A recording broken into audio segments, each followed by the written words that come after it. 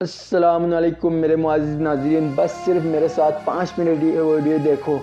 جو آپ کے لیے بھی فائدے ہے اور آپ کے بڑوں کے لیے بھی بہت فائدے ہے اور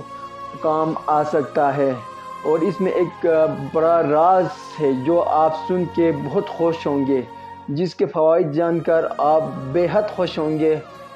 آئیے میرے ساتھ اس ویڈیو دیکھتے ہیں، اور اگر آپ میرے چینل پہ نہیں ہوئے تو چینل کو لازمی سبسکرائب کیجئے۔ سورہ التین بہت سی خصوصیات کی حامل سورت ہے۔ اس کی شروعات ہی قسم سے کی گئی۔ سب سے پہلے تین یعنی انجیر کی قسم کھائی گئی، پھر زیتون کی، پھر طور کی، اور پھر امن والے شہر کی یعنی مکہ مکرمہ کی۔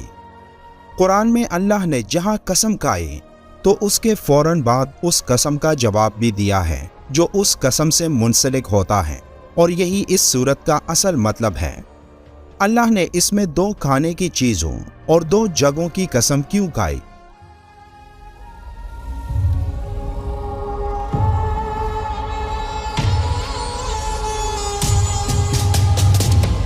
اس سورت کی پہلی آیت میں 2 چیزوں کی قسم کھائی گئی، ایک تین یعنی انجیر اور دوسرا زیتون، کیونکہ ان چیزوں میں ایسے فوائد اور منافع موجود ہیں جو ان کے خالق کی قدرت پر دلالت کرتے ہیں۔ بے شک، جیسے انجیر انتہائی عمدہ میوہ ہے جس میں فضلہ نہیں، اور یہ بہت جلد ہضم ہونے والا، زیادہ نفع والا، مثانے میں موجود ریت اور پتری نکال دینے والا، بدن کو فربا کرنے والا اور بلغم کو چاٹنے والا ہے۔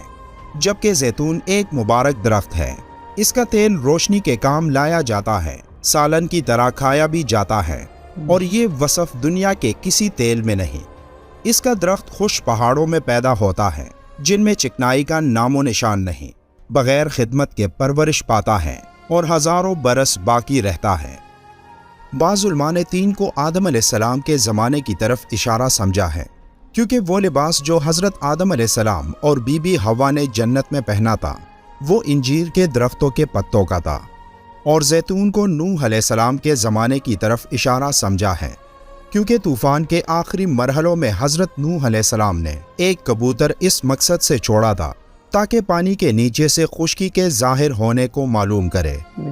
وہ کبوتر زیتون کی ایک شاخ لے کر واپس آیا تو حضرت نوح علیہ السلام سمجھ گئے کہ طوفان تھم گیا ہے اور خشکی پانی کے نیچے سے ظاہر ہو گئی،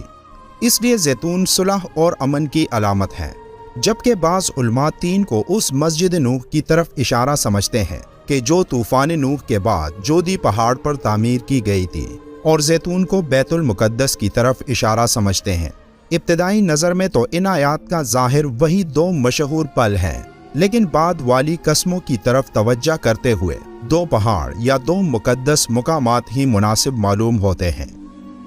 حضرت ابو ذر رضی اللہ تعالیٰ عنہ سے روایت ہے کہ نبی کریم صلی اللہ علیہ وآلہ وسلم نے ارشاد فرمایا، انجیر کھاؤ۔ اگر میں کہوں کہ یہ وہ پھل ہے جو کہ جنت سے نازل ہوا تو کہہ سکتا ہوں، کیونکہ جنت کے پھل میں گٹلی نہیں ہوتی۔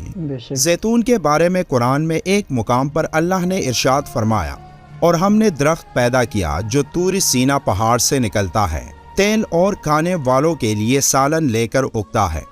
اس صورت میں چوتھی قسم امن کے شہر یعنی مکہ مکرمہ کی کھائی گئی، جو سارے عالم کے سردار اشرف الانبیاء حضرت محمد صلی اللہ علیہ وآلہ وسلم کا شہر ہے، اور اللہ کی آخری کتاب قرآن پاک جو وحی کی صورت میں سب سے پہلے اسی شہر میں نازل کی گئی۔ ایک اور حدیث میں پیغمبر اکرم صلی اللہ علیہ وآلہ وسلم نے فرمایا، جو شخص اس صورت کو پڑھے گا جب تک وہ دنیا میں رہے گا خدا اس کو 2 نعمتیں عطا کرے گا، سلامتی اور یقین، اور جب دنیا سے رخصت ہو جائے گا تو ان تمام لوگوں کی تعداد کے برابر جنہوں نے اس سورت کو پڑھا ہے ان سب کے ایک دن کے روزے کا ثواب اجر کے طور پر اسے عطا کرے گا۔ اس سورت میں شروع کی 3 آیت میں 4 چیزوں کی قسم کھائی گئی، جن میں سے 2 درخت ہیں یعنی ایک تین اور دوسرا زیتون، ایک پہاڑ ہے یعنی طور،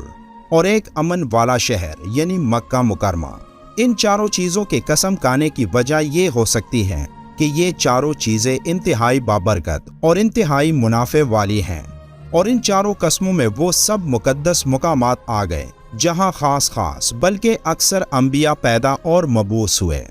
ان چاروں قسموں کے کھانے کے بعد آگے اللہ جواب میں فرماتا ہے، بے شک ہم نے انسان کو بہترین شکل و صورت میں پیدا کیا۔ اوپر 4 قسمیں کھائی، پھر اس آیت میں قسم کھانے کی وجہ بتائی اور فرمایا کہ ہم نے انسان کو بہترین شکل و صورت میں پیدا کیا۔ تقویم کے لفظی معنی کسی چیز کی بنیاد کو درست کرنے کے ہیں۔ احسن تقویم سے مراد یہ ہے کہ اس کی فطرت کو بھی دوسری مخلوقات کے اعتبار سے احسن بنایا گیا اور اس کی جسمانی حیت اور شکل و صورت کو بھی دنیا کے سب جانداروں سے بہتر اور حسین بنایا گیا۔ اگر انسان اللہ تعالیٰ کی دیگر مخلوقات کو سامنے رکھتے ہوئے اپنے تخلیق پر غور کرے تو اس پر روز روشن کی طرح واضح ہو جائے گا کہ اللہ تعالیٰ نے اسے حسن کی کیسی کیسی عظیم نعمتیں عطا کی ہیں، اور اس چیز میں جتنا زیادہ غور کیا جائے اتنا ہی زیادہ اللہ تعالیٰ کی عظمت اور قدرت کی معرفت حاصل ہوتی جائے گی اور اس عظیم نعمت کو بہت اچھی طرح سمجھا جائے گا۔ اگلی آیت میں ہے، پھر ہم نے اس کو پستی والوں سے بھی زیادہ پست کر دیا۔ پچھلی آیت میں ساری مخلوقات اور کائنات سے احسن بنانے کا بیان تھا۔ اس جملے میں پچھلی آیت کے بالمقابل یہ بتلایا گیا کہ جس طرح وہ اپنی ابتدا اور جوانی میں ساری مخلوقات سے زیادہ حسین اور سب سے بہتر تھا، آخر میں اس پر یہ حالت بھی آتی ہے کہ جوانی ڈلنے کے بعد شکل و صورت بدلنے لگتی ہے، بڑھاپا اس کا روپ بالکل بدل ڈالتا ہے، بیکار اور دوسروں پر بیکار ہو کر رہ جاتا ہے اور کسی کے کام نہیں آتا۔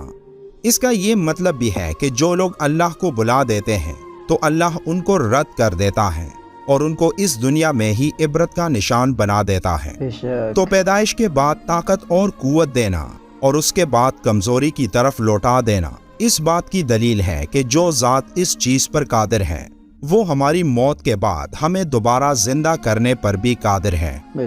پھر چھٹی آیت میں ہے، مگر جو لوگ ایمان لائے اور انہوں نے اچھے عمل کیے تو ان کو نہ ختم ہونے والا بے انتہا ثواب ملے گا۔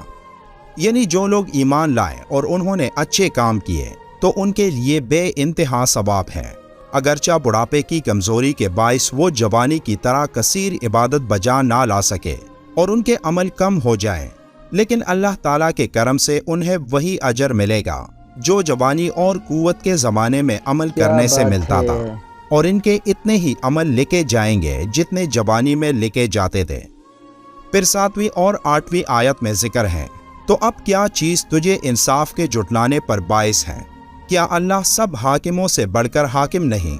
ان آیات میں قیامت سے انکار کرنے والوں کی طرف اشارہ ہے کہ اللہ کی قدرت کے ایسے مناظر اور انقلابات دیکھنے کے بعد بھی کیا گنجائش ہے کہ تم آخرت اور قیامت کا انکار کرو؟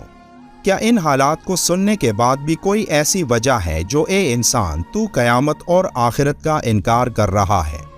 کیا اللہ تعالیٰ کی شہنشاہی کے سامنے دنیا کی سب حکومتیں حقیر نہیں؟ جب یہاں کی چھوٹی چھوٹی حکومتیں اپنے وفاداروں کا انعام اور مجرموں کو سزا دیتی ہیں تو اس حاکم الحاکمین سے کیوں یہ توقع نہیں رکھتے؟ بلا شبہ اس کی گرفت بہت سخت ہے۔ مغربی ماہر نفسیات نے انسانوں کی نفسیاتی خواہشات پر جو کچھ لکھا ہے، اس سے مجموعی طور پر ایک انسان کی منفی تصویر سامنے آتی ہے، جس کے مطابق ایک انسان کے اندر پیٹ، شہوت اور طاقت کے حصول کے علاوہ کوئی حس نہیں، لیکن اس کے برعکس یہ صورت ہمیں بتاتی ہے کہ ایک انسان صرف شر کا پتلا اور گناہ کی پوٹلی نہیں، بلکہ اس میں بہت اعلیٰ بلندیوں کو چھونے کی صلاحیتیں ہیں۔ بے شک اللہ ہم سب کو قرآن پڑھنے اور اس پر عمل کرنے کی طاقت عطا فرمائے۔ ویڈیو کے آخر میں ایک بار درود شریف پڑھنا مت بھولیے گا۔ ملتے ہیں ایک اور ویڈیو میں، تب تک کے لیے اللہ حافظ۔ تو پھر دوستو، آپ کو یہ معلوماتی ویڈیو کیسے لگا اور اس کے فائدے بھی آپ کو کیسے لگا کمنٹ کیجئے، اور اگر آپ میرے چینل پہ نہیں ہوئے تو چینل کو لازمی سبسکرائب کیجئے۔ آپ لوگوں کا بہت شکریہ۔